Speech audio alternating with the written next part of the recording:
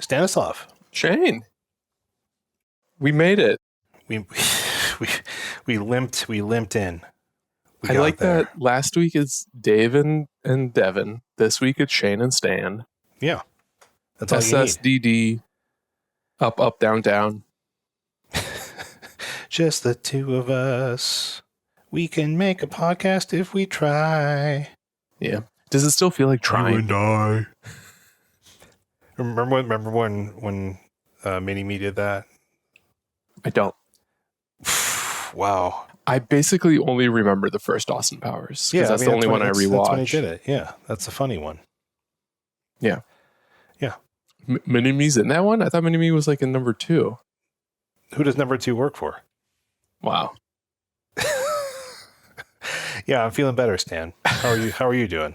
I'm okay. I have a little bit of a tickle. I have a runny nose and a tickle.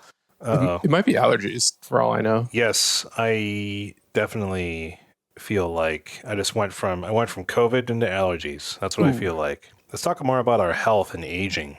I love talking about that stuff. How was your weekend, Stan? How's having a child? I think it's good. I don't That's remember the what I did. I would expect. It's all such a daze. I guess it was Father's Day, wasn't it? So I took my kid out for ice cream. Yeah, you know what I do on Father's Day? Stone nothing.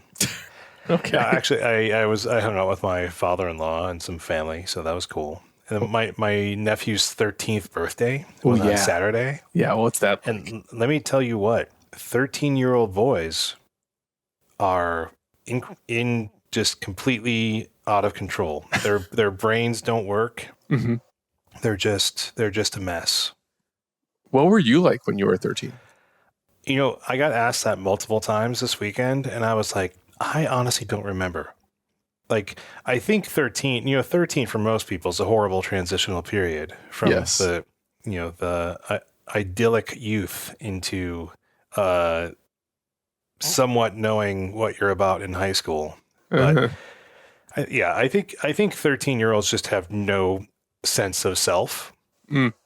And I think this is some lighthearted intro content. I think that the prevalence of culture, or not prevalence, like the availability of culture to young people now is like so aggressive and available that like they sort of, I think like the monoculture of middle school is like incredibly strong, right? Where it's like they all just sort of like have this, they literally all have the same haircut. They're all like, there was like, 10 pairs of Crocs on these children. Like, just like, I think like the concept of identity is pretty just synonymous with what's acceptable.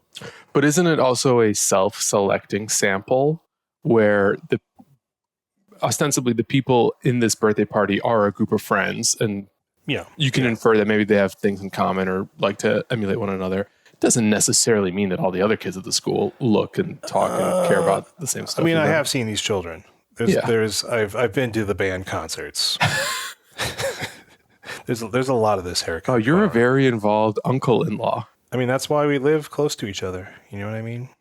Yeah. But yeah, I mean, but it was fun. It was it was fun to be with the fam, stuff like that. So, you know, else is fun, Stanislav? Playing Magic: The Gathering. I played Magic when I was 13. You know what else I was into when I was 13? I'll tell you really quick. I was really into Dragon Ball Z.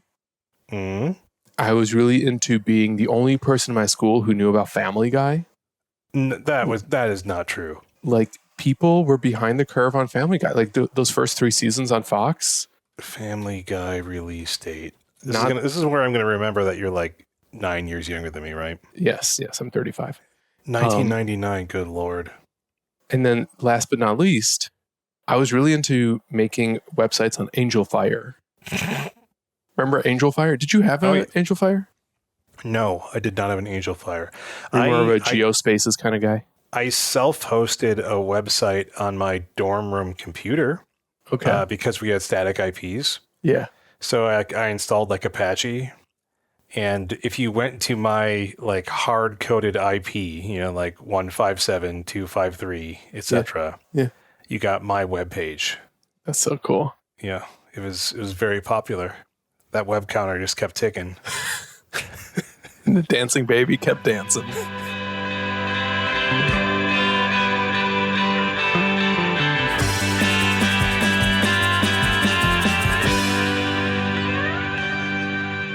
Hello and welcome to episode 280 of The Dive Down, a Magic the Gathering podcast focused on the latest decks, trends, and strategies for the casual spike. My name is Stanislav here in Chicago, and with me on the line from Denver, Colorado, it's literally the one and only Shane Beeps. Shane, we're alone. At last.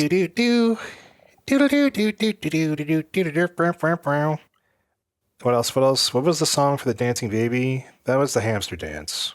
Ooh, I don't know. I don't remember the song from the dancing baby. Yeah, Badger. There's like the Badger thing. Have you seen my purse? It's pink. Oh, this is like old Flash animations, isn't it? Yeah, I'm just trying to think of old internet stuff. Yeah. Like what we were doing in the 90s. Watching Dream On stolen cable, HBO. You know what? I remember Dream On being, that was like that sort of comedy drama thing that would like just have like him imagining clips from old TV shows. Yes, that's Genius. the one. That's the one. I wanna See, watch we're that not so again. different, you and I. I'm an old soul, and you're right where you need to be. And I'm here with you, Stanislav. How are you? You're with me in Chicago. That's right. I'm here. It's hot. Ooh. It's really hot. The heat broke this week here. I mean, we're right now. Yeah, we're like upper 80s, lower 90s every day this week. Yeah, brutal. And I'm sure it's nice and dry. It's a dry heat in Chicago. It's dry. Well, I live by the lake now, so I have a nice lake breeze. Oh, it's cooler by the lake. It's less humid than where Dave lives, for instance. Lovely. Stanislav, you know what else is lovely? Heavy play. Heavy Play, a new-ish card gaming accessories brand. Improve your gameplay and your game day. We keep saying this, and it keeps being true, and I'm not going to stop. You can't stop me. I have legions of other card gaming accessories brands beating down my email door saying, Shane, we want to take over your opening ad spot from Heavy Play. And I'm like, look, do your playmats, deck boxes, and card sleeves feature enhanced ergonomics, mobility, and protection? They're like, no, we cannot promise that. And I'm like, get out of here. Because I'm like, do you have an EquipMag system that allows you to magnetically attach your dice boxes? Can you bundle decks? Can you carry your playmat and your deck boxes and everything in a single hand? And they're like, no, unless you have very large hands. Mm-hmm. Mm-hmm. And I'm like, no, my hands are average. Yeah, at best. Honestly, that's probably true. But if you want this type of product, if you want the best, this sounds like a joke at this point, but it's just the best stuff. If you want to put your new MH3 decks, featuring $70 Ugins Labyrinths, I think they're dropped a little bit, but you want to put them in some good stuff. Get the sleeves, get the deck boxes, slide them around on the best playmat. You can get them perhaps at your LGS or definitely at heavyplay.com, where if you use our code, the DiveDown2024, you get 10% off your first order. All right. Shall we talk about this week's show? We gotta. All right. I don't really know. You gotta tell me. I'll tell you. I know what I did. It's War Stories Day. We have returned from the trenches of MH3 Modern. Yep. You played a version of Tron. Yep. I guess you can call it that. I guess we'll call it that until you tell me otherwise. I played a couple of versions of Boros decks. Sick. And we're going to review maybe some other cool brews we've seen. Yeah, because I played against basically all new or improved or changed decks this week. Like everything I played, I did not play against like Boros Burn. You know what I mean? Mm-hmm. Like I played against like Affinity with new, like the Sojourner's Companion style Affinity with a bunch of new stuff. I played against Amulet Titan with a bunch of new stuff. I played against like a blue-white control deck with like energy stuff in it. Man, it's like everything I faced, I felt like just was I played against the new Storm deck. You know what I mean? Yeah. So everything I was facing, I was like, oh, Modern is different now. I don't know if it's good or not, but it definitely is different. So I'm excited to kind of talk about both what we played and what we played against, and sort of just, have a good conversation about our experiences in the trenches this week. Totally. I'm really excited to talk about the decks that I tried, because one was a new spin on an old favorite, and the other one was just kind of a new approach to a classic archetype. And I guess like that's maybe sort of the theme of today's Modern, is that just like a lot of classic archetypes have a new approach, whether it's revised color combinations or just like new cards that go in and revitalize that strategy. I think it's a really exciting time to play Modern, and I was a little worried going into it this week because last week the talk of the town was a certain Simic Bird Wizard, and I did not play against that Bird Wizard one time. And looking into the results, it doesn't feel like it's all that prevalent either. Yeah, it's not taken over. I mean, this happens every time. I mean, this is before we even get into housekeeping, right? But every set almost, or like especially a big set like, MH3 or maybe Lord of the Rings or something like that. Every set, there's something that's like, okay, this broke Modern. Or this is the broken combo deck, right? And look, I mean, yeah, like Nadu's cool and everything, but it's like, it's going to have hates. It's going to have ways to stop what it's trying to do. So I thought of an anecdote, a cheeky anecdote. The only thing that Magic players are worse at than evaluating spoilers, it's adequately responding to new cards as soon as they're released. Yeah, I mean, I think it's sort of like the natural progress of things, right? Which is just like, look, we have to establish like exactly what's going on here. And then do I try to join it or do I try to beat it? And like, what are my options for beating it? But in the meantime, in those like 2 to 3 to 4 days, right, you're going to have people, shouting to the rooftops like, whoa, this is too good. Yeah. Like Dave and Devin last week. Geez, those guys. Settle down, dudes. We need a ban. Everything's going to be okay. The S-Boys are here. Dave was just saying, like, look, Nadu is ruining the format. Yeah. Dave is the hyperbolic co-host. Yeah, right? Okay, Stanislav. We should housekeep. Let's do some housekeeping. Yeah, because we have some new patrons that joined the Dive Down Nation. Heck yeah. We got Cloudy, who may be a returning patron. I don't know. Cloudy sounds familiar. Yeah. But we also have John S., who I suppose could also be a returning patron. I don't know. But thank you. We're going to shout out both of them because they're back or they're here for the first time. I ain't reading all that. I'm happy for you. Or I'm sorry that happened. That's right. Not sorry they joined the Dive Down Nation. Thank you to both of you. We do not have any increased tiers. I did not see any new reviews. That's too bad. But we know we'll get them again one day. We'll move on. We'll get past this. If you want to support our show, you can do that at patreon.com/thedivedown. You can also shop at thedivedown.com/store, get some Dive Down swag that supports us directly as well. Of course, episodes like this could not be possible with Mana Traders. When I logged into Mana Traders, it gave me an alert of like, hey, just so you know, the set isn't officially released, so like I can't even guarantee I'm going to have all the cards. I had zero problems renting high demand cards. Granted, Mana Traders sent me like a very threatening warning message of like, if you don't give me back Flage in 30 minutes, I'm going to call you on your mobile phone. I will find you and I have ways of making you pay. No, like they did that for me too, right? But I will tell you, I have had, the Labyrinth for over 24 hours at this point. They're not hunting me down. Love that. Support us with Mana Traders by using promo code _43A. Check the show notes. The latest Mana Traders promo code's always in the show notes. Maybe they're hard to remember, but they are there for you.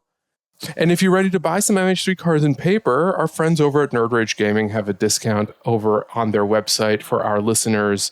Promo code DIVE8 gets you 8% off your order from Nerd Rage.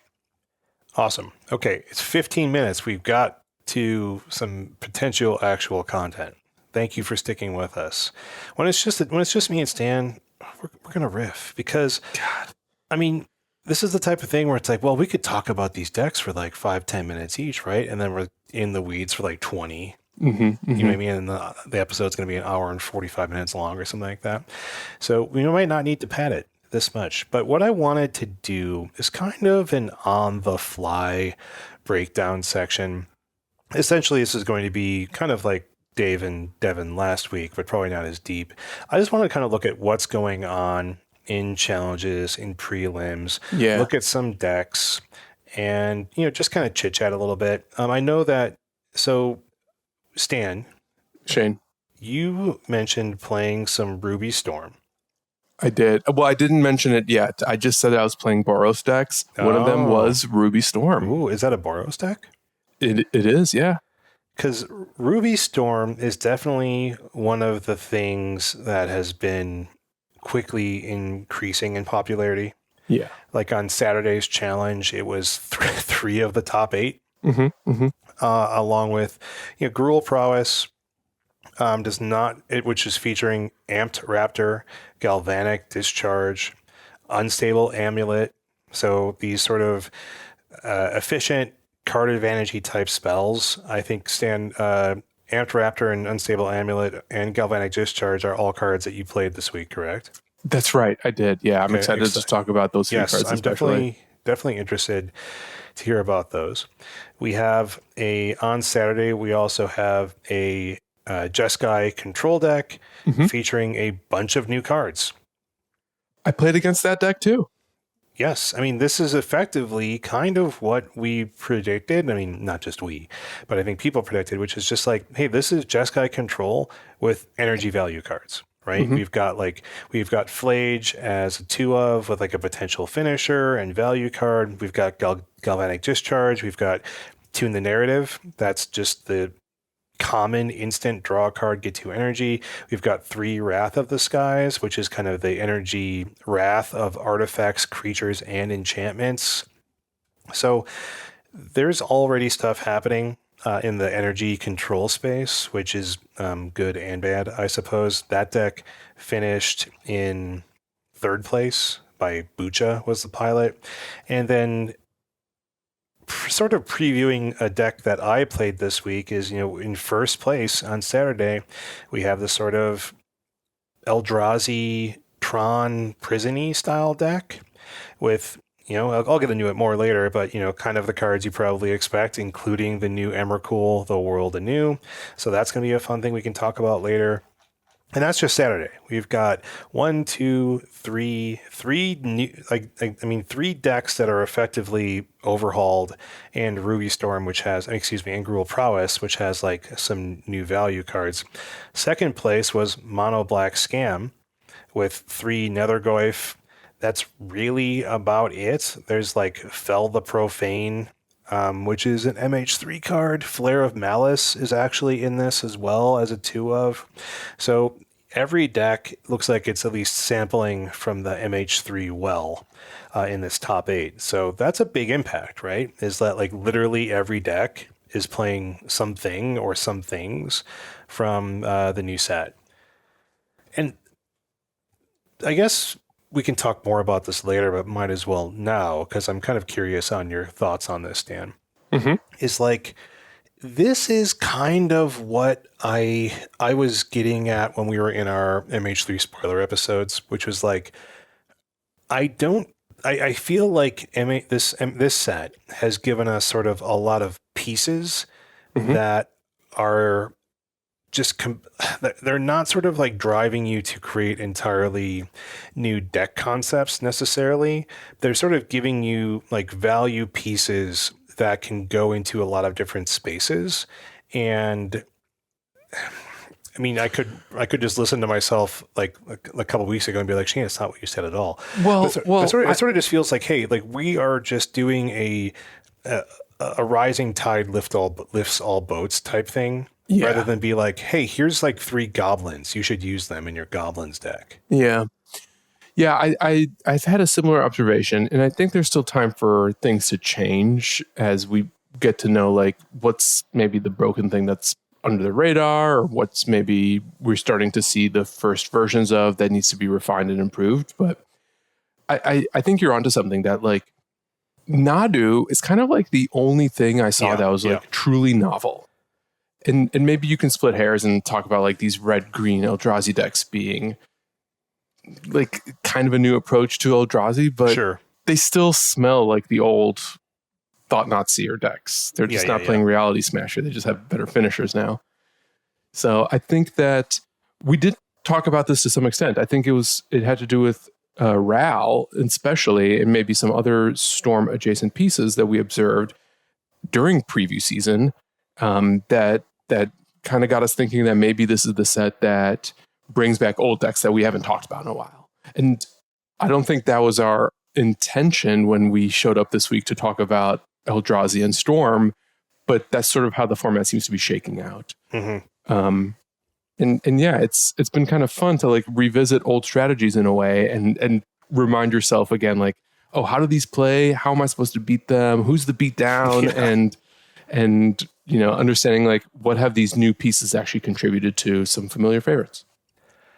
Yeah, and what I like is, I mean, there's definitely some good creatures, and I think a deck that you played this week is, you know, very sort of, hey, there's a bunch of new creatures here.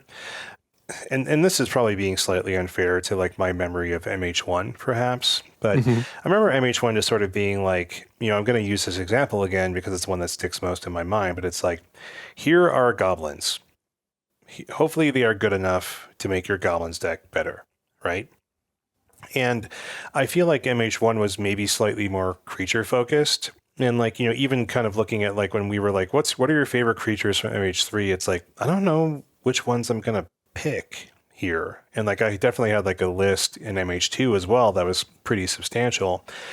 And I do feel like perhaps MH3 is like maybe a little bit more impactful on the spell side and potentially like the land side. And I think spells more than creatures are somewhat more flexible, right? Like you can, if the spell is on your color and it's like high value, like if it's an Unholy Heat or something like that, it's going to go in a lot more than a Goblins deck.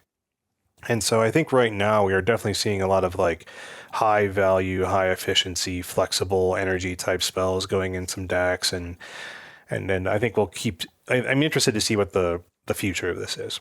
But yeah, shall we transition right into energy? Because I played it and spoiler alert, I loved it.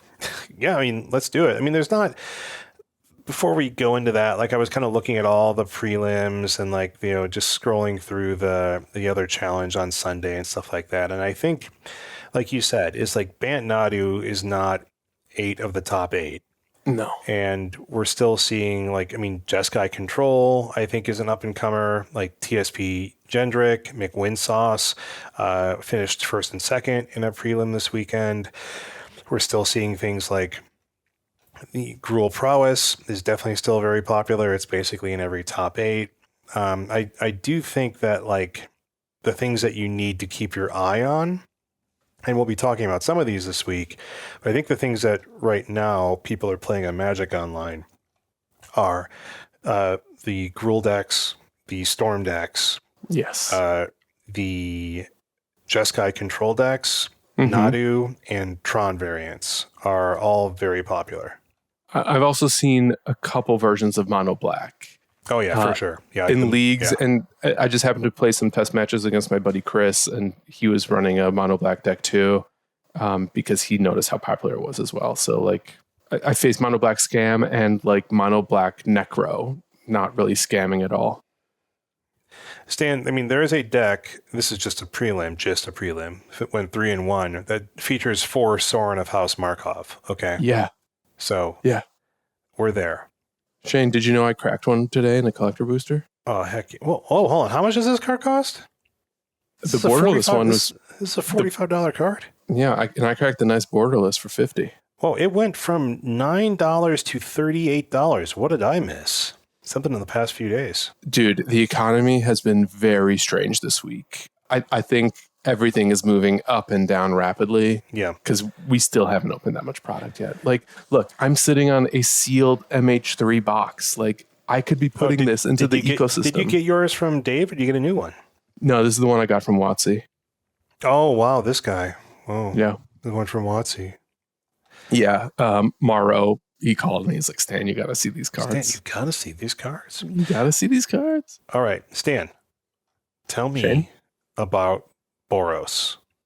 Boros Energy is the name of the deck I played, and it's full of it. Let me tell you. Stan, I just got to say this deck looks sick. It does, doesn't it? It just looks fun. Now, it's not broken in half or anything, but I think it's solid. No, I don't play this deck then. It is certainly fun. The version that I played was one that finished 7th place in the June 17th challenge by MTGO player I Love You. And let's talk about just like what this deck looks like first. Stan, I want you to know that I love you as well. I'm sorry I didn't immediately reciprocate. I love you more. I couldn't really make up my mind if this is an aggro deck or a mid-range deck. I think it's aggro mid-range rather than mid-range control. And it really played out to me like Jund, but if all the cards were cheaper and it just had way more aggression to default to the early beatdown plan more than anything. As opposed to something like Murktide, where you play a cheap threat and then you kind of protect it. This is a lot of cheap threats that you're not really protecting, but maybe, if anything, doing kind of like a prowessy thing of playing cheap threats and then trying to remove opponents' creatures while also like putting down more cheap threats and double spelling along the way. So the one I played had 23 creatures. It had 4 Ragavan. It had 4 Amped Raptors. The new, other than Amped Raptor, the new cards that I think people don't know about maybe by name yet. 4 Guide of Souls. I got to talk about this card. This card's incredible. Yeah, we said this card looked good. I remember specifically being, we called it a strictly better, whatever the heck that thing is, which is not strictly better, but it definitely has options to be better. Soul Warden? Oh, yeah. And this is not Soul Warden. Isn't Soul Warden like the one that like you gain a life when something enters? Yeah, I guess this does that too. Yeah, so. It does that as well. Yeah. But, Soul Warden does read whenever another creature ETBs, so it triggers off your opponent's creatures, which this does not. Right. So Guide of Souls is just a single white mana for a 1/2. Whenever another creature enters the battlefield under your control, you gain 1 life and get an energy counter. Whenever you attack, you may pay 3 energy, and when you do, put 2 +1/+1 counters and a flying counter on target attacking creature. It becomes an angel in addition to its other types. Next to Ragavan, this might be actually the best 1-drop in the deck. Okay. While Ragavan makes sense, can generate resources in the form of mana and sometimes your opponent's cards, this person, the Guide, of Souls, is padding your life, which is handy but not essential, but generating you so much energy that you never run out of energy. And also, it's very common that when you finally attack with a Guide of Souls or anything else when a Guide of Souls has been played, you can just make that thing a 3/3 or a 4/4 flyer and kind of win very quickly from there. So were you doing that? Was that kind of like an end game strategy? Yes, okay. That came up a lot. That was with this deck specifically, because it's so creature heavy, it seemed like that was my intuition, was like that's one of the end game opportunities here, because you'll get into this I'm sure, but besides Flage, there's not a lot of big beaters in this deck. That's right. Ophelia can get big, but that never felt like a realistic line or approach in the games that I've played. Just since I've mentioned it, Ophelia is the exuberant shepherd, legendary dog, 1 and a white for a 2/2. It has flash, and whenever it attacks, you can exile up to 1 other target non-land permanent.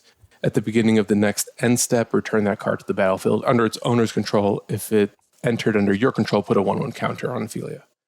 So I was kind of down on this card because it has to attack to do anything. It doesn't have like an ETB. How did this work for you? Tell me about Philia, Doggo. So the thing about Philia is that the flash makes it feel like it's actually a haste whose ETB is basically like either bounce something that an opponent has or bounce one of your own things for added value, which is really important too, because a lot of your things ETB and make energy.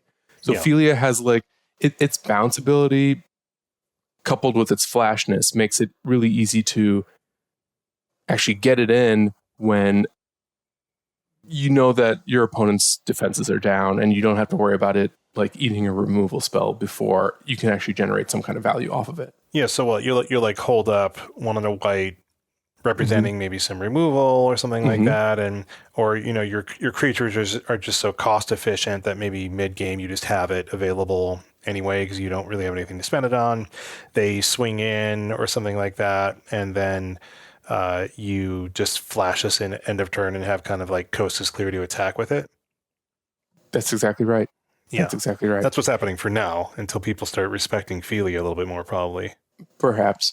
But just to put a pin on Guide of Souls, the thing that makes it really awesome and why I said that it's like better than Ragavan turn 1 is because when you play it on turn 1 and it survives, on turn 2, you can play Ajani Nakatl Pariah, which was actually the other card that really impressed me in this deck and is in its own way an important finisher.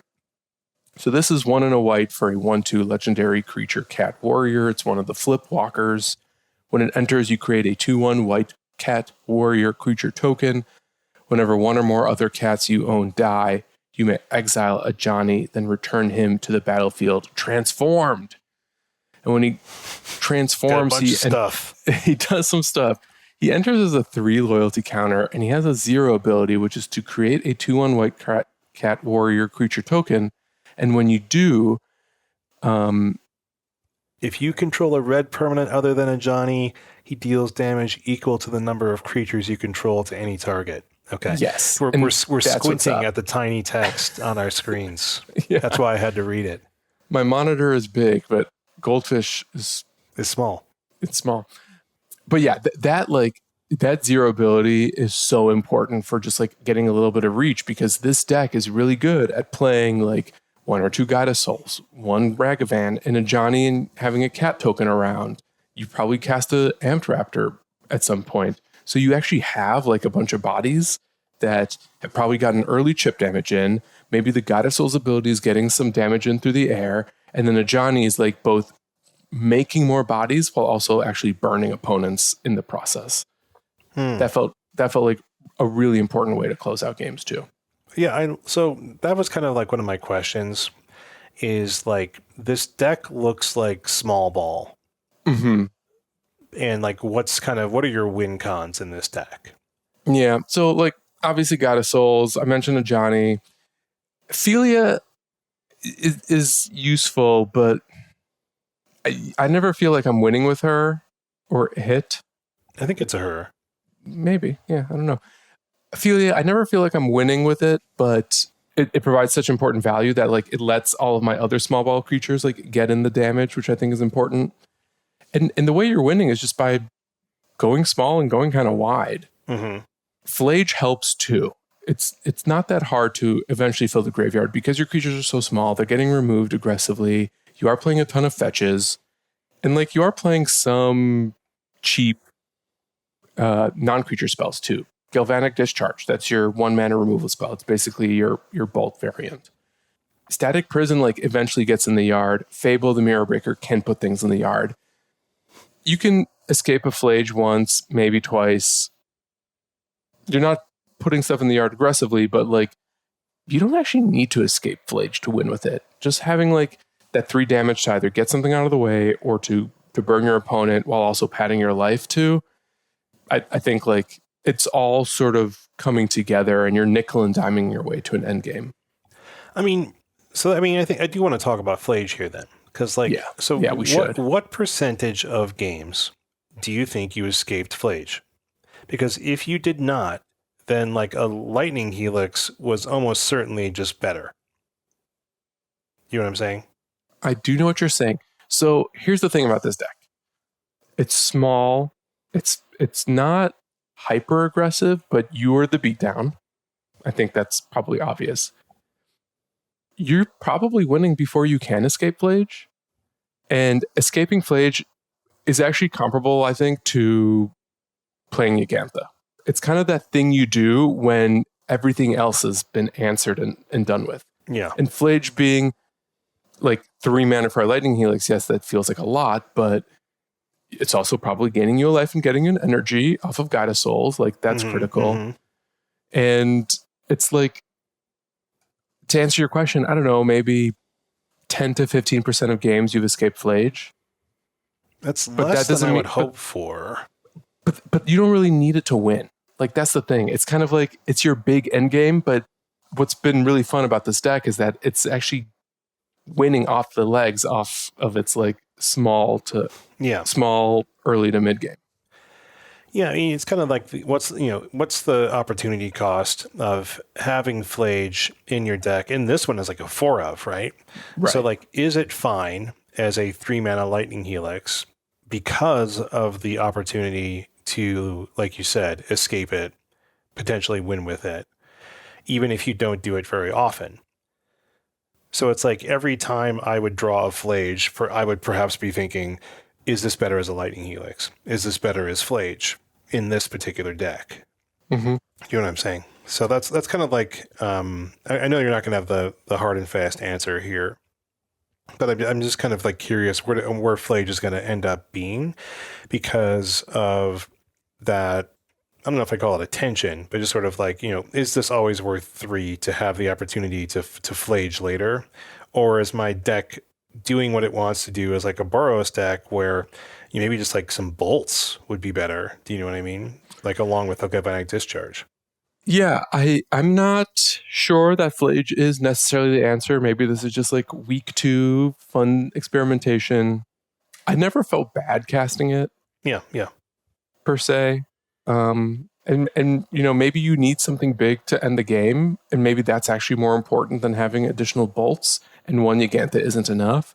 And perhaps we'll find out in time that Flage isn't the answer either. But I kind of see it as like your end game plan B, Yagantha's plan C.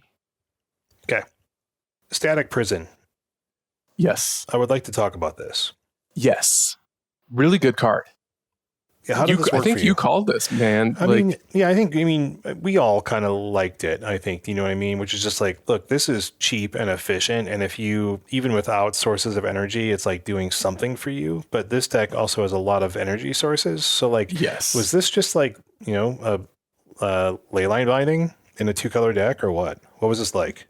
In this one, in this deck, basically, yeah. Minus the flash. Yeah. You I don't think I ever ran out of energy when I wanted it. And maybe even if you at that point, maybe you've already stabilized enough, or like you got rid of their like high value 1-drop or something like that, where you're like, I don't care if your Ragavan's back now. Do you know what I mean? Right. Yeah. Yeah. Static Prison was really cool. The thing about this deck is that it generates all of its energy for interaction and card advantage, as opposed to something like the old energy decks in Standard, which were using energy as kind of like there was some interaction with whatever that Harness Lightning card was. I think that's what it's called. Yeah. But like basically they were using energy, like Harness Lightning into a standard legal Unholy Heat or something like that. Yes.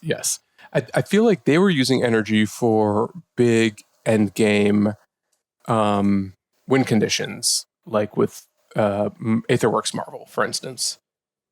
Because even things like Whirler Virtuoso and Rogue Refiner, like they weren't like important energy payoffs that were winning you the game. They were kind of like the thing you were doing along the way to get to your eventual like cheated out Ulamog. I mean, I think there definitely were energy decks that did win with like, here's my army of Thopters, on the back of like a Whirler Virtuoso. But I think you're right more that like energy was just like a cheating resource. You know what I mean? Sure, but even on Virtuoso, you have to pay 3 energy to make a single 1/1 flyer. And here you're using 3 energy to make something +2/+2 and flying. Yeah, and evasion, There's like a little bit of Guide of Souls Virtuoso comparison happening here, but Guide of Souls is just better and making bigger threats ultimately. Yeah, I'm all for it. So, okay, so Static Prison, you had a bunch of energy. You could always be using it. Static Prison was awesome. In this deck, like I'd be shocked if it ever got replaced by something else. Mm-hmm. Let's talk about Amped Raptor. Yeah, we must talk about the Raptor. 1 in a red, 2/1 first strike. You're just going to read it again. First strike is good. I don't think I've read it yet today. Well, not today. I mean, you have to have your daily vocal exercise of reading Amped Raptor to your child. I didn't read Static Prison, I guess. It's okay. All right. Amped Raptor. When Amped Raptor enters the battlefield, you get 2 energy counters. Then, if you cast it from your hand, put a pin in that line of text. If you cast it from your hand, exile cards from the top of your library. Until you exile a non-land card, you may cast that card by paying any amount of energy equal to its mana cost. It's good. It is a card advantage engine, and because everything in your deck is so cheap, you're basically always getting the thing you find off of it. Especially if you have like a turn 1 Guide of Souls, you cast Amped Raptor on turn 2 potentially, you now actually have 3 energy to work with. Especially if your turn 1 play was something like a Sacred Foundry, and then on turn 2 you play an Aether Hub that you just tap for colorless. You actually even have 4 energy to work with. Oh man, Aether Hub. I haven't heard that in a minute. Yeah, but this deck doesn't have any 4 mana spells, so it doesn't even matter. The thing about Amped Raptor that I found interesting was that like being a 2/1 first striker, that was nice. Being able to cheat out cards occasionally, that was really nice. But it has a lot of like non-bows in this deck that didn't make it a liability per se, but made me feel like I misplayed when I thought I was being clever. Yeah, for instance, this card can definitely open up that door. Yes. Philia, for instance. I thought I would bounce my Amped Raptor and then get another card off of it, but Amped Raptor only exiles cards from your library if you cast it from your hand. So I did get the energy, and maybe there's some value in that, but you can't like do crazy tricks with Raptor and other cards to keep getting free cards off of it unless you're somehow like putting it back in your hand repeatedly, and that's just not what Modern's really about. Same with Unstable Amulet. Really great card advantage engine. Finding an Amped Raptor with your Unstable Amulet like feels like a little bit of spinning the wheels. You put down a threat, you get back the energy that you spent on the amulet, but you're not really getting a ton of value off of that. You're just getting a 2/1 first striker. Yeah. So the floor is low. Lava. Yeah, the floor is lava. And so what were your overall feelings like in this particular deck? Like, too high variance for the value, especially in a deck that's like focusing on blinking, or? No, well, too high variance about Raptor specifically? Yeah, about Raptor specifically. Yeah. Like, was it just not reliably good enough? It was good enough. You just have to kind of be, well, no, well, let me think about this question for a second. Yeah, how do I feel about Amped Raptor? I really want to know. The thing with Amped Raptor that you just have to remember is that it's best when you're casting it from your hand. Like if you're trying to do Philia stuff with it, like you're just using that for free energy counters, and maybe you should consider like the most value you can get off of Philia. At the end of the day, like I think Amped Raptor is probably worth its spot, but maybe there's a better 2-drop. I'm just not aware of one off the top of my head. Yeah, I mean, in a deck that really needs to have some sources of energy, like I guess that's another question too, is because like it's still early. How did you feel about like the energy production? Were there enough cards doing it? Were there enough payoffs? Did you have too much, too little? Was Unstable Amulet even worth it here? You know what I mean? That's a card we didn't really talk about. And we should, because I think it's the best card in the deck. Yeah, we should talk about that. But let's first talk about the overall energy sort of ratio, like producers to payoffs. So I was being a little hyperbolic there, but Unstable Amulet being one of your critical energy payoffs actually made it the one thing that I occasionally lost energy over, so to speak. Mm-hmm. Because you kind of just want to keep putting energy into it to draw more cards. In theory, you're drawing cards that replace its energy well over time, but I think of Unstable Amulet as a really important energy payoff because it's doing the thing of converting these counters into cards. Yes, which is that is one of the. This is one of the most direct ways of doing that in this set. Of actually just saying there's the wheel too. I am literally turning energy into a quantifiable resource. I am turning 2 energy into 1 card. Yeah. You know what I mean? Yeah. And that's how fuel works, if you really think about it, in our heart of hearts. I will say, I think I said this on a previous episode, but I was a little nervous about energy being a thing in this set, because clearly they were pushing it. It wasn't a very fun standard environment for me. And I was worried that it was going to be more of Aetherworks Marvel energy as opposed to what this is. And what this is just a really fun way to turn resources into material. And I like that approach a lot.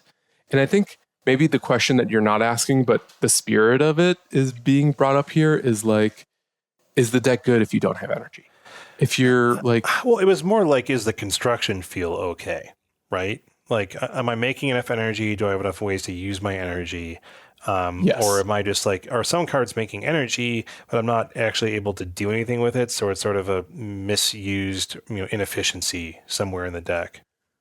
I did not feel that. The things the only pieces of tension I ever felt were if I didn't have Guide of Souls and my opponents are being very interactive and I'm running out of things to produce energy for my Unstable Amulet, then you're kind of hoping you find a Flage or crack the glass case for Yagantha.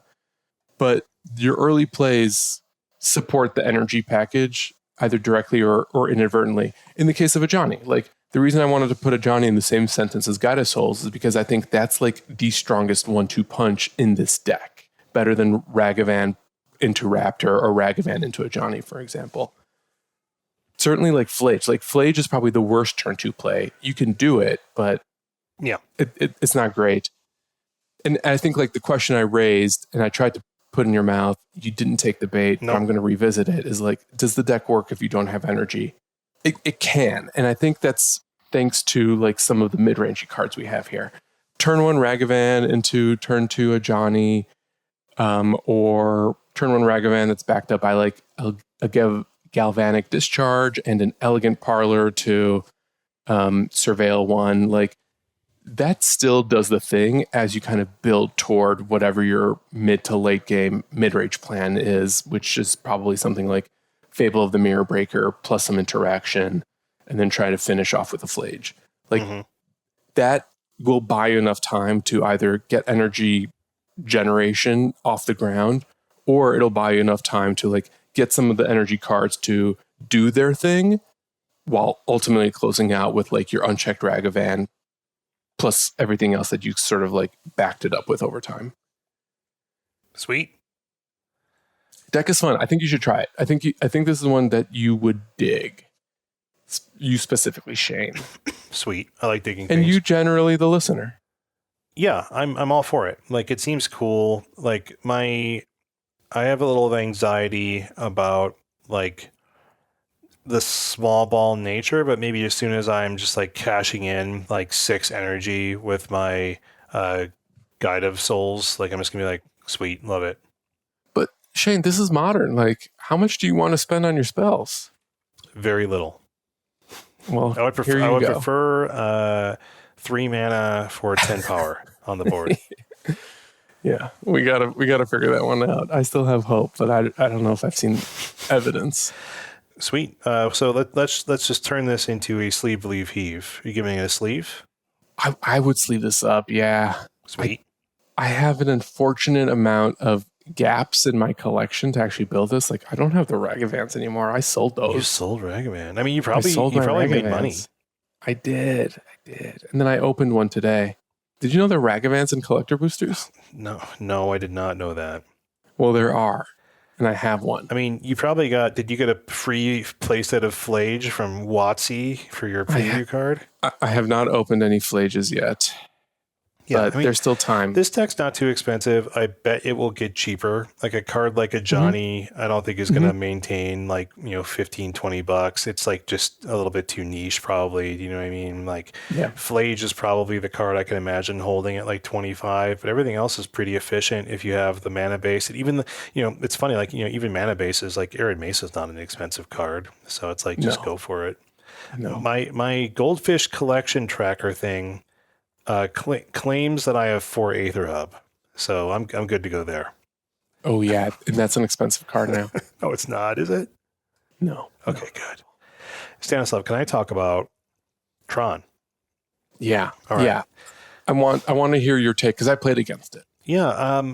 So I played the sort of like prison-y Eldrazi Tron deck, like pile. It actually finished first in both weekend challenges, I believe, on Saturday and Sunday.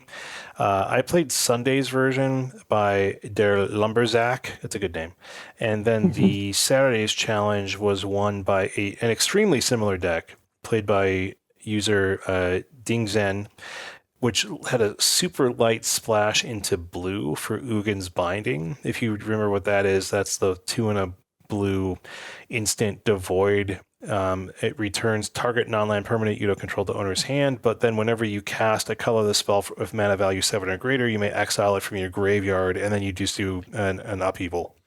Yeah. Devin did not like that card last week. He had tried it too and ended up disappointed. So, yeah, I mean, I think that, like, people, I think, are still messing with that. Like, I definitely saw the utility of this spell in some of my matchups. Like, I wish I would have had access to something like it, because I'll get into the reasons later. So I wanted to play it. One, it was a new Tron variant, and I felt sort of priced in to play this deck. Two, it used a lot of new cards, right? Like, so this deck has just piles of new cards. It has Devourer of Destiny. That's the 5 colorless Eldrazi that helps you set up the top of your library. And then when you cast it, you exile a target permanent that's one or more colors. It's a 6/6. It has Emrakul, the World Anew, the new 12 mana Emrakul that gives you control of all your opponent's creatures. And flying, protection from spells and permanents that were cast this turn, and blah blah blah. You can madness it out for 6 colorless, which is kind of the deal. It has Kozilek's Command as a playset. That's the new modal spell for X colorless.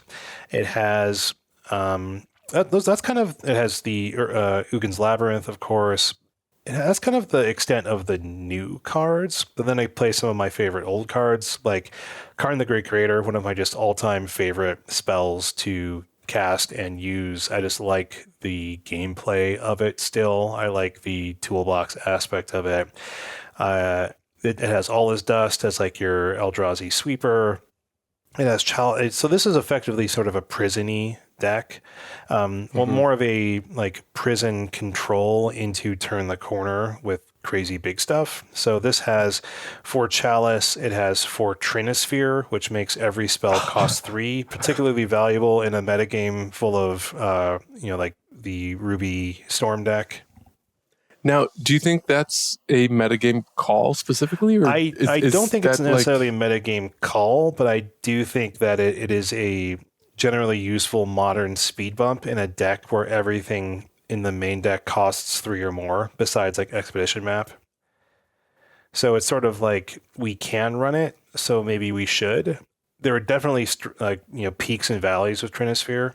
And one of the problems of this deck, I guess let's talk about that now, is because you cannot really sideboard.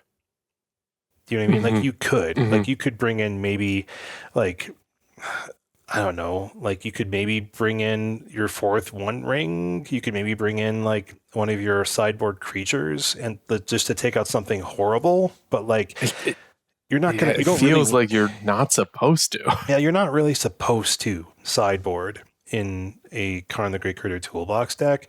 So like when you have bad cards that are useless, like sometimes Trinisphere is a near blank. You know what I mean? Sometimes Chalice is just so hard to use that it's not really worth the cardboard in your deck. But like you have to do it. And so that's kind of one of the issues of this deck. But so this is sort of, it's just like a control prison and then turn the corner with kind of like, ideally something like Emrakul or Karn the Great Curator creatures from the sideboard like Sundering Titan, Cityscape Leveler, etc. One Ring is a huge card advantage engine. I mean, the One Ring is still a sweet card to play. It doesn't seem like a Shane card, but the power level of it is so overt that it's just like, yeah, this feels good to play. This does have a singleton Underworld cookbook, which you can search up with 2 Urza's sagas. There's also one in the sideboard that allows you to tutor it up with Karn, of course, and that is your way of cheating out your Emrakul, which is something I only got to do once. It didn't win me the game, and I'll tell you why later. And, so... And of course, it has Ugin's Labyrinth, like I said earlier, so we can talk a little bit about that. And then 4 Eldrazi Temple, because there's enough Eldrazi spells in Kozilek's command. All This Dust, Devourer of Destiny, and Emrakul, the World Anew, to sort of, I think, make it worth it. It's a land or it's a soul ring, however the heck you want to use it. You know what I mean? That's the general idea, right? Keep the board clear with Dismember and your Kozilek's command, All This Dust, lock down with Karn, stall or get cards with the One Ring, bridge into like a mid game or late game with like Devourer of Destiny, and then like your fun win con is Emrakul for 6 mana if you're nasty, like off of your Underworld cookbook or something like that. You can also, maybe do like a little, some constructs if you get your Urza Saga online or something like that. So that's what's going on. So like I think like the strengths of this deck for me is like it's flexible, right? Like it relies on a lot of like general purpose pieces. Like your Chalice and your Trinisphere are sort of just generally pretty decent utility in Modern. Your Karn the Great Creator just is, of course, one of the most flexible cards ever because of the access to your sideboard. The One Ring is just, generically good value. Yeah, so I want to know first, and this is because I played against, I don't think it was this deck exactly, but it was a version of Eldrazi that was playing Kozilek's command. And I was not impressed with what I saw sitting across from it. My opponent was just kind of chaining them and not like doing anything valuable. I'm curious, like, how are you using it? What are the positions that you were in that you felt like you need to? And what were some of the outcomes of whatever modes you ended up relying on? So I think of course it depends on the matchup, right?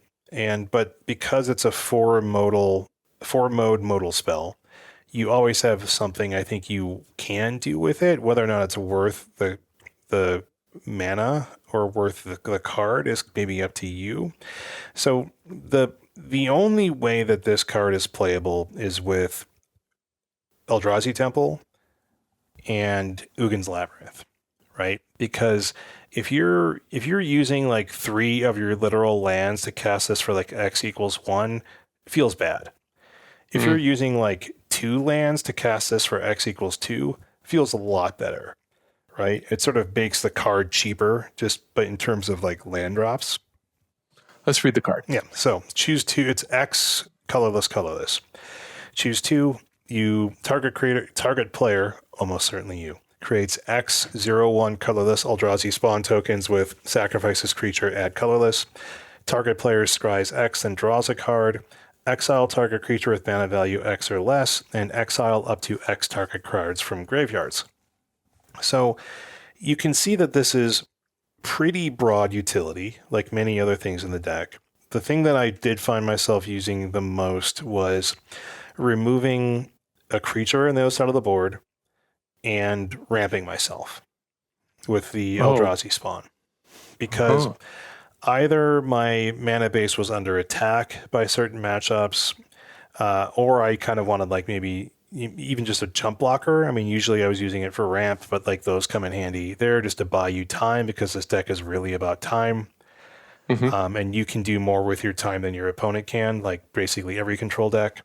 And then exiling cards from graveyards comes in super handy. Like I definitely exiled the Flage once when I was like, oh, I think they're going to be able to escape this next turn. I don't want that. Let's get rid of that. Just stuff like that comes into play.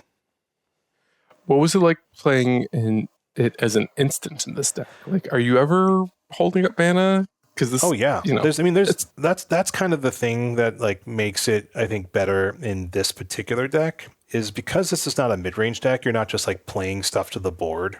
Do you know what I mean? As often, it's the kind of thing where it's like you can find yourself dropping a Trinisphere on turn 2 or turn 3. Right? Then you're sort of untapping and maybe buying some time till you have enough mana for your Devourer of Destiny, or like to Madness out in Emrakul, or the only thing you have in your hand is Kozilek's Command because like you've used the rest of your cards for like maybe an early piece of removal, like with Dismember, and you use an Expedition map just to get to get a land, or you're waiting for your All Is Dust to be online at 7, right?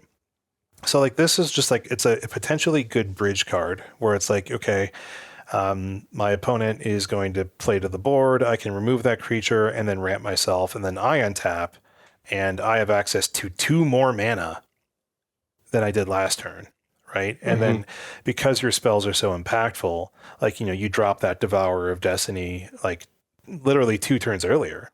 Right? Like, I mean, I keep operating on the concept of like X equals 2 because that's what I found myself playing it the most on.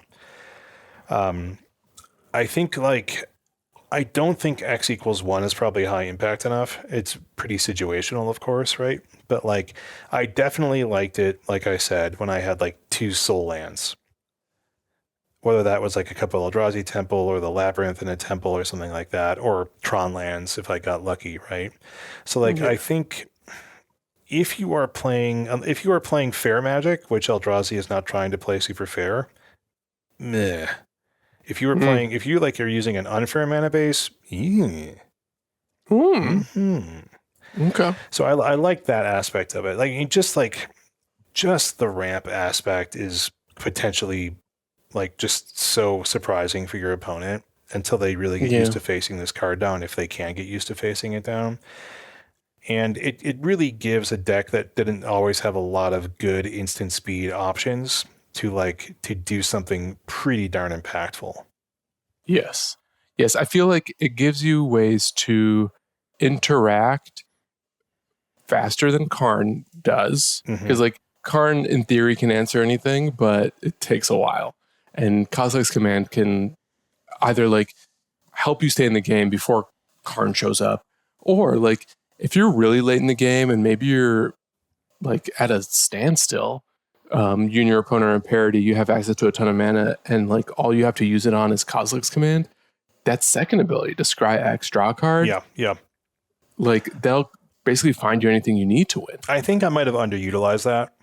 I sort of like the thing about that is like I found myself either clearly ahead or clearly behind in my matchups, right?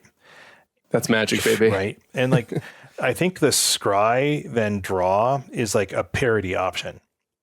And I just didn't have enough opportunities to be at like parity where I felt like I had the opportunity to use that. So I found myself trying to play catch up with the ramp spawn, or like removal plus ramp, or like, really getting rid of a really juicy graveyard target or something like that. And so I think like if the opportunity arises and I'm in some kind of like mid-range stall out or something like that, or I'm sitting behind like an ensnaring bridge, then like you're right. Like I'm sitting behind an ensnaring bridge, the game's going long, I'm scrying 20. Right. You know what I mean? Then I cast my Emrakul and taking all their creatures, and there's no more parity, my friend. You know what I mean? Like that's the kind of thing I can see really coming into play for Kozilek's command. So I think it was easy for me to underappreciate Kozilek's command when I was sort of evaluating it for rate, because I forgot that rate doesn't make as much sense in a Tron deck. Can you elaborate on that just a little bit? Well, like you look at it and it's like, well, I would have to have like 4 or 5 lands for this to be good. But no, you need like 2 lands when you're cheating on mana, because you have Eldrazi Temple and you have Ugin's Labyrinth, or you have a Urza's Land online. Do you know what I mean? So it's no longer about like it's no longer about like, okay, how many of my precious lands do I have to tap to do this, or like, do I have to be on turn 4 for this to be good? It's like, no, I can cast this on turn 2 and then untap and cast like an 8-drop. You know what I mean? Because of like the abusing lands. So Devourer is fine. I didn't have it in my opener enough to use the deck setup ability. I think I would have liked that quite a bit more if I had it in my opener more often. So that is something I can't give a proper evaluation of. Another problem that I faced, and this is a good example and time to talk about it, is notice that it says exile target permanent that's 1 or more colors, right? Notice that All Is Dust reads each player sacrifices all permanents that are 1 or more colors. Okay.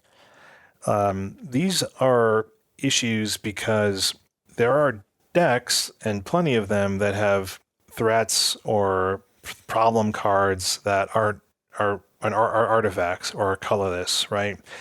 And so like it's effectively just a 7 mana 6/6, right? If you're casting it, if you didn't have it in your opening hand and you're just casting it, right?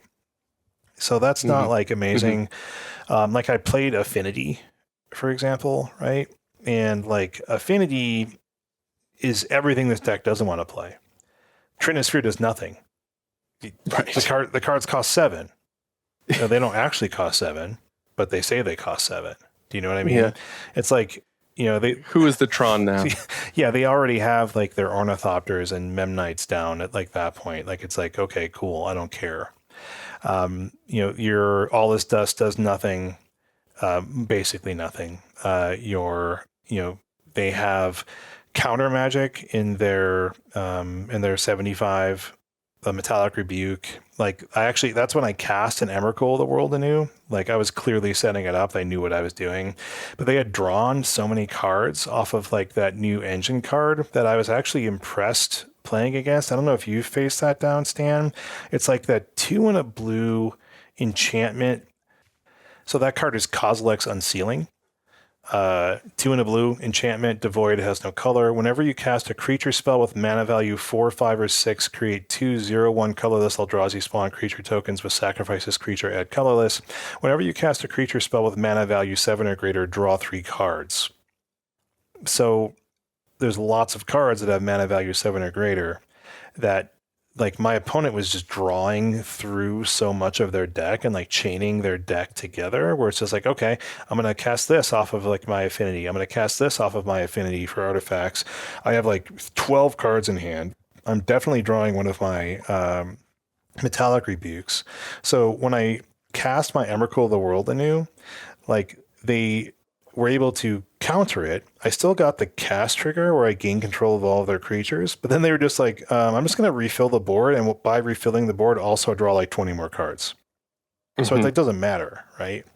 So like because like I specifically didn't have the hate that I needed in time, especially like they just were able to completely thwomp me.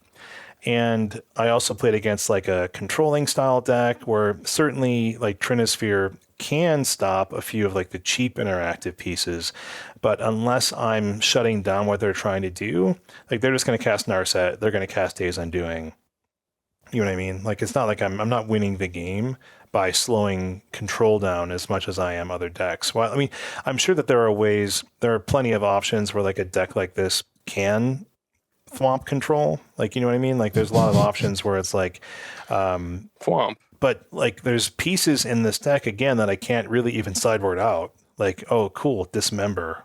You know what I mean? Like, not ideal for me to be like to facing down control with like cards like that necessarily. So I felt like strikes and gutters on this deck. Like I faced down Ruby Tron, like a good excuse me, not Ruby Tron. I faced down Ruby Storm, and this is like the dream. You know what I mean? Where it's like if I have Trinisphere, if I have Chalice on 2, you know, those are the kind of things where it's like yo, I don't think you have much of a chance here, my friend. Yeah. Any other cards that you specifically have like an interest in? Ugin's Labyrinth, I do want to talk a little bit about, and we can perhaps move on to your Storm experiments. I think one of like the biggest, flashiest cards in this deck is Emrakul, the World Enigma. Yeah, and you'll notice that I didn't immediately start spewing about how amazing it was, right? I did notice, and look, you've cast at least 2 other Emrakuls in your many years. I have never cast. I have maybe cast Emrakul, like the Eon's Torn or whatever. No, like what's the Emrakul that lets you take your opponent's turn? I've maybe cast that once, and I think my opponent just scooped. I have never cast, squiggly tentacle like OG Emrakul. And did you love casting this one? I mean, I felt really cool when I got to cast it against my Affinity opponent that I mentioned, but like it didn't. I clearly knew that like they were letting it happen. I pretty much was certain they were going to counter it, and it didn't do enough like when countered in that particular matchup. I can see a lot of opportunities where like Emrakul does just take over the game. Yeah. It's kind of written, it's like you really make it overt, you know what I mean? Like if you're casting an Underworld cookbook early, like I think you should probably always sandbag the cookbook unless you only have 6 mana. And then you're like, I absolutely need to get the cookbook down this turn and then Emrakul the next turn type thing. You know what I mean? I'm curious, like, because you have Urza Saga, but you are trying to like produce Tron lands and Soul lands, what's the fastest line to get a madnessed out Emrakul? Yeah, I mean, the fastest you can do it is turn 3, right? I mean, that's would be like three Eldrazi Temple, 3 Ugin's Labyrinth. Do you know what I mean? So you have access to 6 mana. And on an earlier turn, you had... That's turn 6. No, it's turn 3. 3 Temple, 3 Labyrinth? 3 Temple or 3 Labyrinth. Oh, okay. So, yes, we're cheating on mana here, Sam. We have soul lands. So it only costs 6 to madness it out. So, I mean, I didn't have enough opportunities really to... I mean, no, this is also modern. This is not like a creature. This is not like besides the deck you just played, right? This is not necessarily like a win with creatures attacking format necessarily. So it's like, okay, cool. I gain control of all creatures my target player controls. That's good. I mean, it also is a 12/12. I mean, that's good. Being a 12/12 on turn 3 would be ridiculous. That doesn't happen super often. The lines are there, right? So it's just a matter of like, can you make it happen earlier rather than later? I just didn't have that line up very often. So I don't have a lot to say about Emrakul right now besides, it's definitely a cool option to look for. This deck could potentially like do more with like cheap artifacts or cheap spells that you can get off of like Urza's Saga, but then your Trinisphere completely invalidates that. Like there are weird non-bows like that, like especially in the sideboard. Like I definitely had a Trinisphere down, played a Karn, went and got like a Tormod's Crypt, and was like, oh, crap. I forgot. You know what I mean? So like a bunch of your spells out of the sideboard get hit by Trinisphere and potentially Chalice. Like you have 1, 2, 3, 4, 5, 6, 7, like 8 spells that are 2, 1, or 0 mana. None of which can be directly cast into a Trinisphere on rate.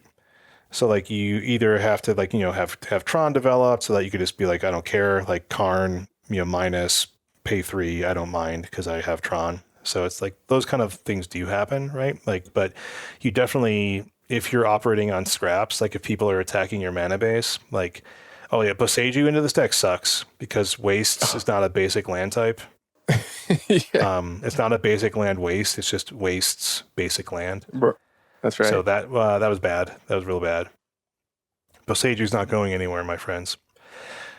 So yeah, long story short, I talked more about this deck than I expected, as I usually do. I think that this deck is definitely like highs and lows, because I think that there are some polarized matchups that I'm already experiencing. I think there's some things that you're going to feel really good against. I think there's some things you're going to feel pretty bad against. I think that this deck is clearly still in its infancy. So how this deck gets designed and built in the future will, be varied. Like, will it have that blue spell that name is already escaping me, the upheaval-y type thing that when it's cast out of your graveyard for free? So we'll see. I think it was cool. I like the puzzles that the deck presents to me. I like Karn the Great Creator decks. I think if you like playing a deck like this, you know who you are, and I would suggest playing it. So, yeah, we know who you are too, Glenn. Yeah, Glenn. Famous Hollywood actor Glenn Powell. You know what's cool? Oh no, I was gonna say, you know what's cool, Stan, is I have most of the cards in this deck. No, I don't. Like, like Ugin's Labyrinth alone is like $200, but like it's still like 400 something bucks of cards I don't own. Sweet. Okay, so I like I said, I played against Believe minus. I'm hearing a B minus here. No, it's definitely a metagame call deck, right? Like there are certain environments where I don't think you want to be playing this deck, and there are certain environments where you will probably be pretty happy. Like if you're going into like a pro tour and like, your opponents are definitely going to be like, let's say 25% like Ruby Storm, like maybe you're like, sweet, cool. Like main deck Chalice, main deck Trinisphere, I'm all for it, but do not know. I don't know. I liked it. I liked it fine. I mean, it's definitely different than like Green Tron. I think there are some things that I'm not super convinced are correct in this deck right now. But I don't know if there are weaknesses that can be shored up. Like, I'm just going to keep talking. Like 8 7-mana spells plus for Ugin's Labyrinth felt a little light. I think like you're about maybe 65, maybe 70% chance to have a 7-mana spell in your opening hand to exile with that few spells.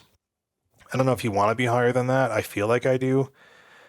Like I feel like if I'm playing Ugin's Labyrinth, I want it more reliable. Like maybe there's room for like a Ugin the Spirit Dragon here over like maybe one All Is Dust. I mean, no, because that still is a 7-mana spell. So that's the kind of thing is like, where's my space here? Do you know what I mean? Like where is the room that I have? Like maybe this is like, the things that feel removable are like also 7-mana plus, like Devourer of Destiny. Maybe I don't want 4 of those, but it's like, you do. So maybe you just want Karn Liberated though. I don't think you do. I mean, like, surely there's plenty of new Eldrazi and MH3 that you can play with. Like the problem with this deck, quote unquote problem, is like it feels pretty tight, right? You know what I mean? Like, okay, I know why I want 2 Dismember. I know why I want 4 Chalice. I know why I want 4 Trinisphere. I know why I want 1 Underworld Cookbook. I know why I want 4 Map. I know why I want 3 One Rings. Like, right, but it's the top end that is flexible. Well, the problem is we're trying to create flexibility in the low ends so that we have more 7-mana spells. But I'm saying the 7-mana spells are not as defined. I know, but I'm talking about quantity. So if I want to make room for having like 9 or 10 7-mana plus spells, I've got to get rid of some low mana spells. Sure, or you can also start with getting rid of Emrakul and Devourer of Destiny and trying other payoffs. That's what I'm saying. Yeah, I mean, I understand that. That's a point well taken. But like, I'm strictly just talking about like, what is my percentage of having a soul land on Ugin's Labyrinth because I exiled a 7-mana plus spell out of my hand. So like, maybe it's like I actually want 22 lands. Maybe 24 is too much. It's probably not. Missing a land drop is very bad in this deck. But like, maybe it's like, okay, I'm going to shave 1 land and add 1 more 7-mana spell. Maybe just like a singleton Ugin or something like that, right? Anyway, I talked about this deck for like 30, like it feels like 30 minutes. But I think 30 minutes. It did win both challenges, so it's worth discussing. That sample size is small enough for us to draw really. Best deck in the format. I think this deck is actually hard to play. Like, you can't make small mistakes with this deck because you'll just get run over. So I think I think it's a deck that's going to take some time to learn.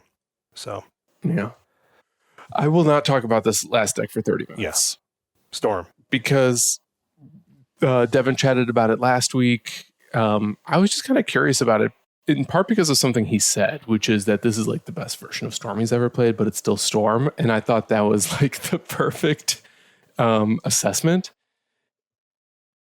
For those who don't recall, Gift Storm was literally my first Modern deck after Modern Masters, like 2017, reprinted Scalding Tarns. I got those. I built Storm, and I played it for a really long time.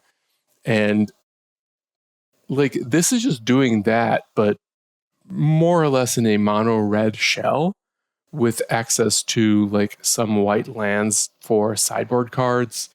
But otherwise, you don't really need white for anything you're doing in your main game. The new cards, of course, are Ral, Monsoon Mage, Ruby Medallion, Glimpse, the Impossible, and that's it. And then you've got like some stuff to wish for.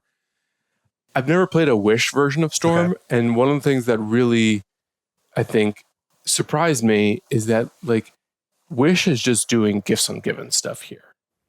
You're only going 1 for 1 as opposed to Gifts Ungiven being a 2 for 1, but you're much more surgical and there's less like uncertainty about what's going to happen. And you can like specifically wish for win cons after you've done the thing and you've generated enough triggers, but haven't found a way to actually win the game. Wish is just like ends up being sort of the best cantrip in that regard. The other thing that this deck doesn't have is 1-mana cantrips. Like, you're not playing Opt, you're not playing Crash Through, you're playing these Ren's Resolve and Reckless Impulse effects. Yes, I saw these cards get cast and I was like, okay. Yes, and you know what? They are 1-mana cantrips technically, because the Storm deck is designed to have either a Ral or a Ruby Medallion or both on the board. And if one or both of them on the board, these are effectively 1-mana cantrips that are actually better than Serum Visions, Opt, Consider, etc., because you're spending 1 mana to draw 2. And though they're in exile and you're not technically drawing them, that's probably better, like if opponent has a Shieldred. And it's really great that they stay in exile for a cycle. Let's talk about the new card specifically, Ral, Monsoon Mage. This is one that I was really intrigued by during spoiler season, and it has not disappointed. The difficult thing is that it's just as easy to kill as Baral or Electromancer was. And you don't have any like potential access to counter magic or ways to protect it. But there are ways that you can play a slower Storm strategy and wait until you can cast a Baral and a Ritual in the same turn. And if you are able to do that, you can more or less go off of the 1 mana. I want to note that you keep saying Baral when you mean Raw, and I love it. It's just like Baral. Yes. No, I did notice playing against this deck, I was like, oh, this deck is all in. Like, this is just all in. Like, it does have like a few sort of Boros-y options in the sideboard for sure. Like, like Orm's Chant seems like it's there. Maybe some other like sort of sideboard options to protect yourself, but this doesn't seem like it's really good at stopping your opponent stopping you. Well, Orm's Chant is sort of like your proactive counterspell. It's an awkward one to wish for, because when you cast Wish, you have to cast the card out of the sideboard immediately, and Wish is a sorcery, so it's like you have to main phase this. And because I'm playing a Wish board, I was like always kind of reticent about what I'm supposed to bring in and take out, because like you have to have a certain subset of cards that you only wish for. But you're right, like it very much is all in, and I think Ral contributes to that by being, an enabler that is a pseudo win condition, but also Ruby Medallion is actually just like it's Ruby Medallion by itself is better than Baral and Electromancer ever were. Ral is, of course, better than those two were too, but Ral is easy to interact with. Medallion is quite hard to interact with. And it's colorless. I couldn't get rid of it. Yeah, and you know, like the days of the main deck Pick Your Poison are behind us for now. Like no one's playing Pick Your Poison as far as I can tell. Not a ton of green decks, perhaps. So like having Ruby Medallion felt like a really safe turn 2 play, unlike Ral, which, you know, you kind of have to hope things go your way. But yeah, so those cards rule Glimpse the Impossible.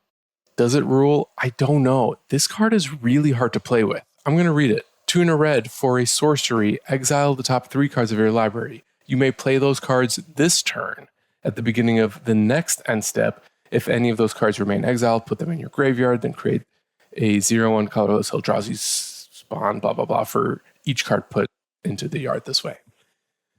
So, you know, the thing that was pointed out recently was that, like, it's good for filling the graveyard for Past in Flames. It generates possible mana to, like, help ramp and set up a big turn.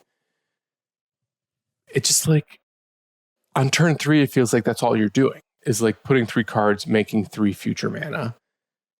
Maybe that's good enough. I just never had the guts to do that. And it never felt like it was enabling a big turn. It just like is all set up.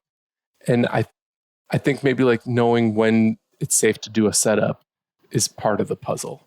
And maybe the answer is actually just like, just do it on turn 3, like set yourself up. Yeah. If it's not next turn, maybe it's a couple turns away, especially game 1, like this turn 3 is the safest time to play it, but I found it a little challenging.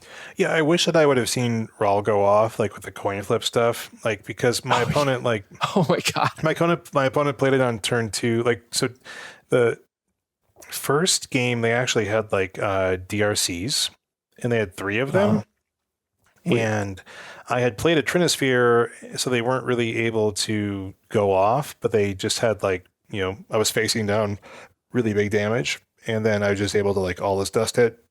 So that kind of won the game. But then the game 2, Rawl came down, and I was like, oh, I must immediately dismember this card. So yes. They didn't get to see it.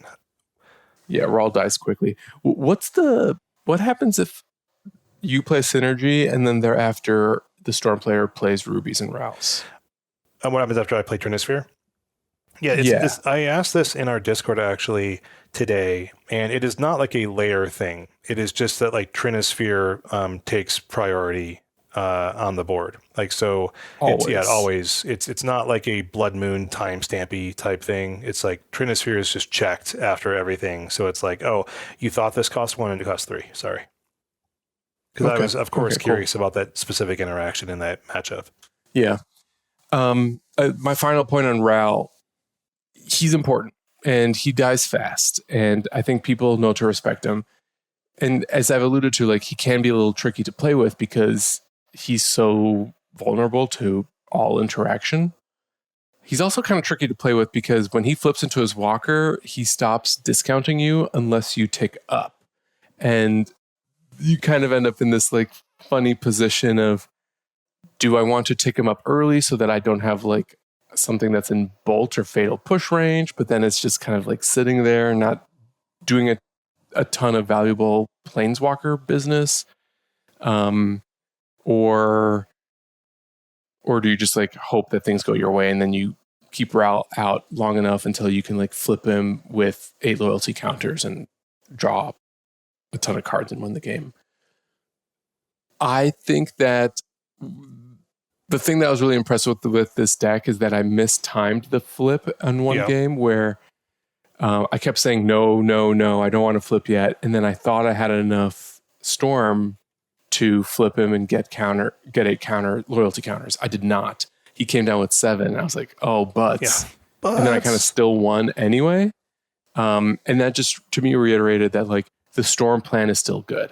Like ritualing, cantripping into a Past in Flames to cast Grape Shot once or twice is really great.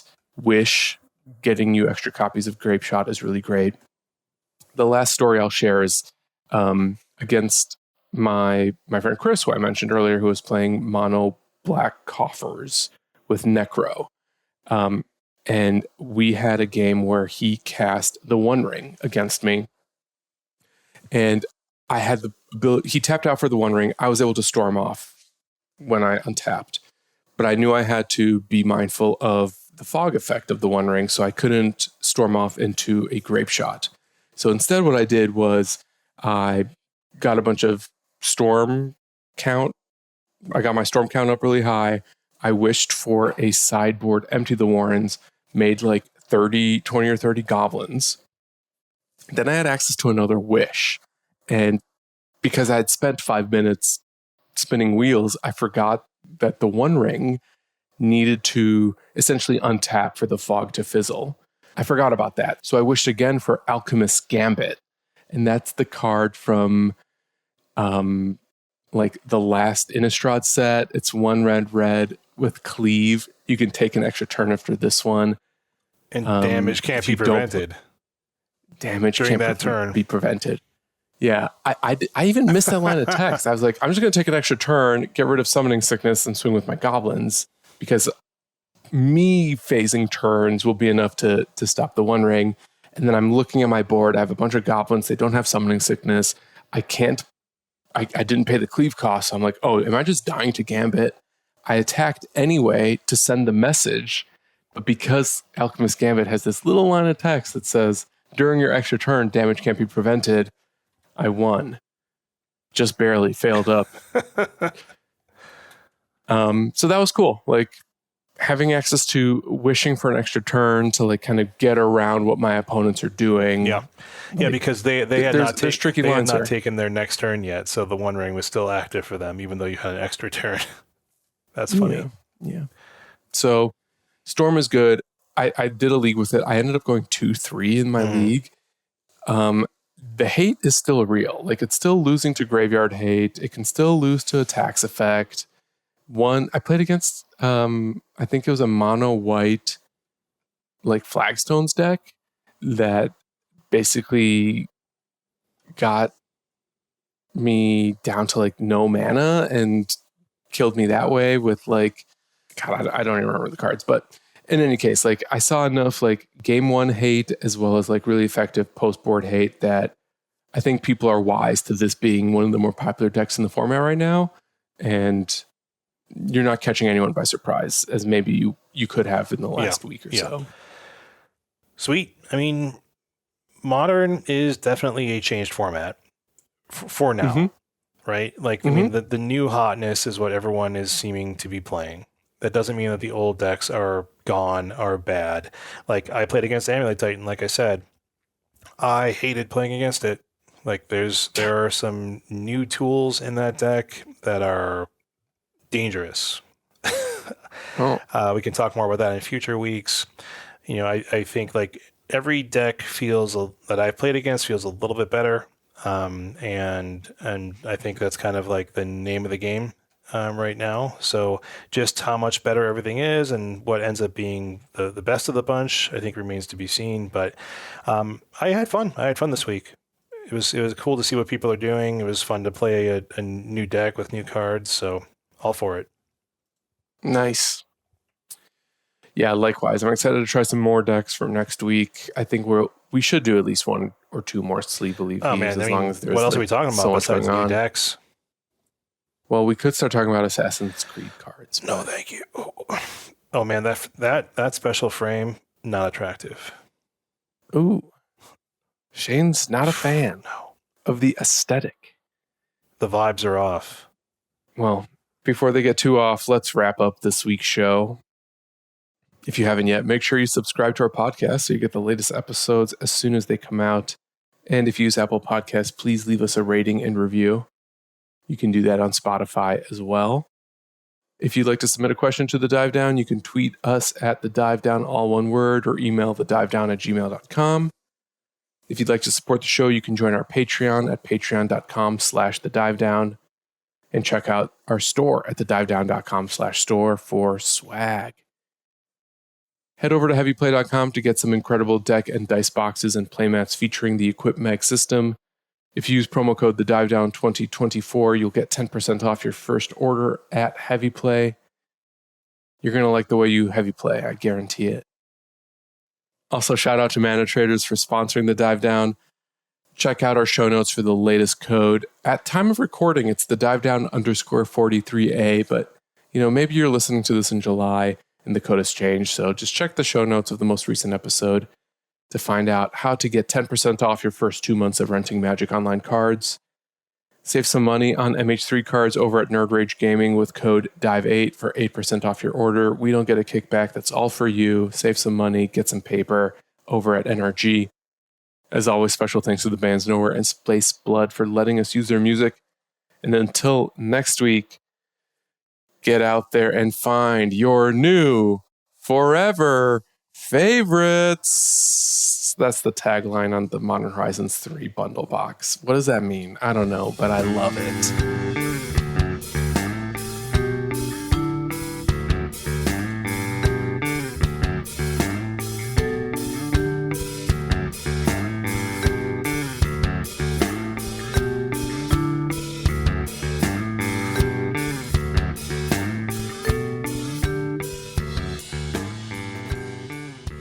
Forgot my train of thought because I interrupted you. Because I'm still focused on Ral. Ral? I'm cutting all this, by the way. Thank you.